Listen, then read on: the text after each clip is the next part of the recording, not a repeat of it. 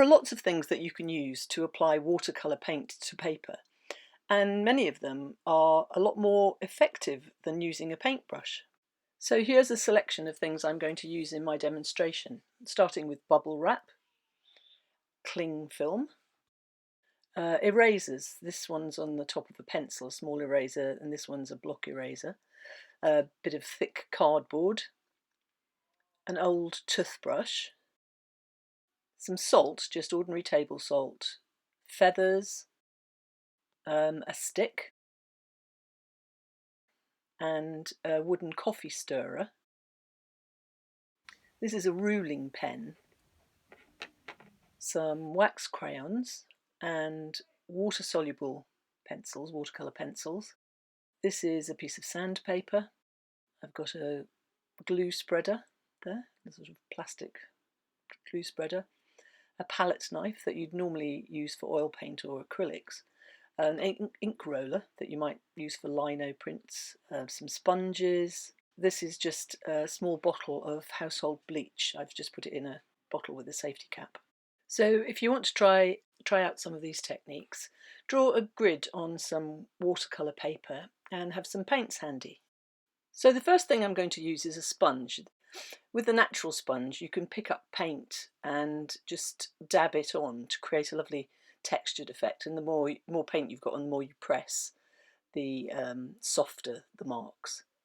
And this is just a piece of synthetic sponge from some packaging. The end of it is rectangular, so when you push it down you print little rectangular areas of texture. This is a washing up sponge, and I'm just going to tear a piece off. And again, sort of dip it in the paint and press it onto the paper, and you can get some lovely textured effects with that. Now I'm going to use some bubble wrap. I'm using a brush here just to apply some paint. And while the paint is still wet, just take your piece of bubble wrap and press it bubble side down into the paint, and then just leave it until the paint is dry. I'm painting another rectangle now, the top half sort of purpley blue and the bottom half turquoise, just to give a bit of variation. And then I'm going to get a piece of cling film and sort of crumple it up and again press it onto the paint and leave it until the paint's dry.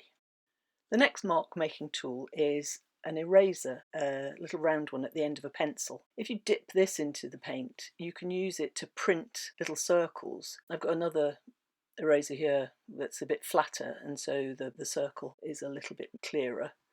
And then this is a rectangular eraser, again dipped in paint, and it produces a mark that looks a bit like a brick. So I'm going to print a little brick wall. I'll use a piece of paper as a mask to stop it printing onto the areas outside the rectangle. And then, as you can see, just a few little presses with this eraser and you've got a little brick wall. Next, I'm going to take a small piece of cardboard and press the edge into the paint and use that to print marks. And you can print lines that are far more consistent than if you used a paintbrush. And here I'm doing horizontal and vertical lines. It looks a bit like a fence, that sort of thing. And then if I drag the cardboard, it produces a sort of smooth effect. It could be reflections on water or a muddy field, that kind of thing. Still using the cardboard for the next effect, I'm going to just wet the area, dip the cardboard in 3 different colours of paint, and then just drag it across the wet paper. And that gives a nice effect too. The next tool I'm going to use is an old toothbrush. Dip it in the paint, and then you can just drag it along the paper for a lovely broken effect that looks a bit like wood grain or old paint. Or it could be used for, trees, undergrowth, grasses, that kind of thing. Very effective. The toothbrush is also useful. I'm just masking off the area here because it's going to splatter. For spattering paint, wet paint, just drag a piece of cardboard across the bristles and you'll get a nice speckled effect. This could be used for gravel, sand, fireworks, all sorts of things. For the next section, I'm going to just fill in this rectangle with some dark colours. I'm using Payne's Grey and Ultramarine. And then I'm going to sprinkle the wet paint with a little pinch of salt. This is ordinary table salt. The salt granules will soak up the paint, creating a nice effect. Some colours work better than others with this salt technique. This transparent turquoise is very effective. Cobalt blue is good. Burnt sienna. But try it out with your own palette of paints and see which colours work best for you. So back to the grid, the paint has dried under the bubble wrap and cling film, and if I peel them away you can see this interesting sort of bubbly texture and a texture that looks like water. Next I'm going to use some feathers. The quill end of the feather can be dipped in paint and used just to make scratchy marks. You can sharpen that end to make it more like a pen, or you can just trim it with scissors. This creates a broader tip, and so it will make broader marks. It won't hold much paint, but the scratchy marks are quite interesting. Now I'm stripping away some of the feathers, just leaving a little amount at the top, like a sort of primitive brush. If I dip this end in paint and then stroke it onto the paper, you can see it's sort of split into two sections. Next I'm going to use a stick. I've actually sharpened the end with a craft knife. There's a pointed end and a flat end. You could use a wooden coffee stirrer too. And both of them, when dipped in paint, make interesting marks. Again, they don't hold much paint, but they make a sort of scratchy line, which is quite nice to use. So that was the pointed end, and now the flat end, you can see, makes sort of broader marks. Again, doesn't hold much paint, so you have to keep re-dipping it, but it's a nice thing to use. Next I'm using a ruling pen. This has two prongs and a little metal wheel that can be turned to adjust the gap between the prongs. Just stroke some paint onto the end and it will be held between the prongs. Then you can use the pen to draw lines of a consistent width and change the width of the line just by adjusting the little wheel. Unlike the stick or the quill, this pen does hold a lot of paint and you can draw a straight line by just running it along a ruler.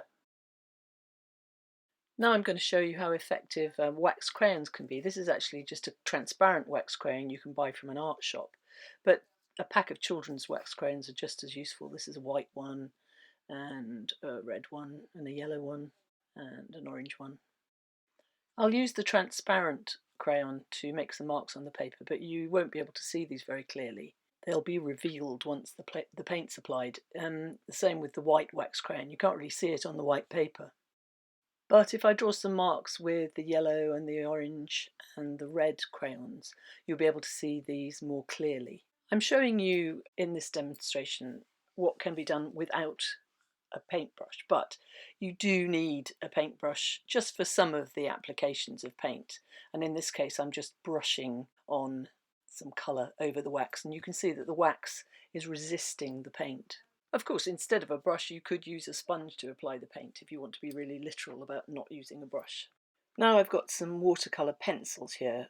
As you probably know, they're like coloured pencils, but they're water soluble, so I'm going to just wet this area with clean water, and then I'm going to take a piece of sandpaper and rub the pencil against the sandpaper to create like watercolour dust, and as it falls on the wet paper these little particles sort of disperse and it gives quite a nice effect.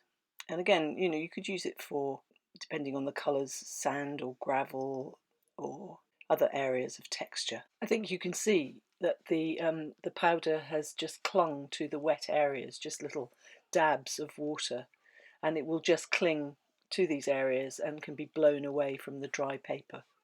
I'm just mixing up a little more paint and just applying it to the bottom half of this rectangle, and I'm going to show you one of my favourite tools, which is the humble plastic glue spreader. Yes, if you use the broad side of it, it creates a nice neat rectangle of paint, or turn it on its edge for thinner strokes. You can apply paint to the glue spreader for a more broken effect. So you can see it's quite a versatile tool really, and one you probably haven't thought of using.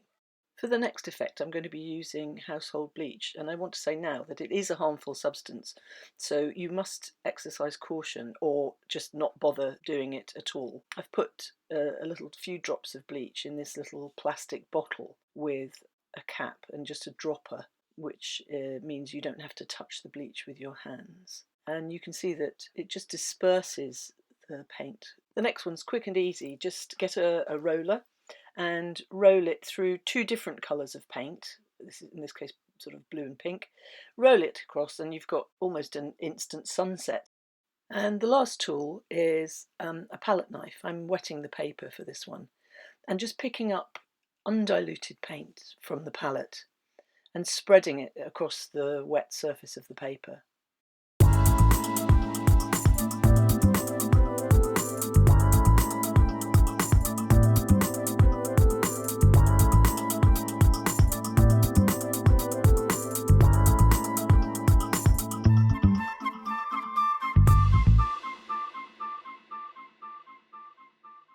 So I hope I've been able to demonstrate that by using some more unusual tools to apply your watercolour paint, you can create some really interesting textures in your paintings.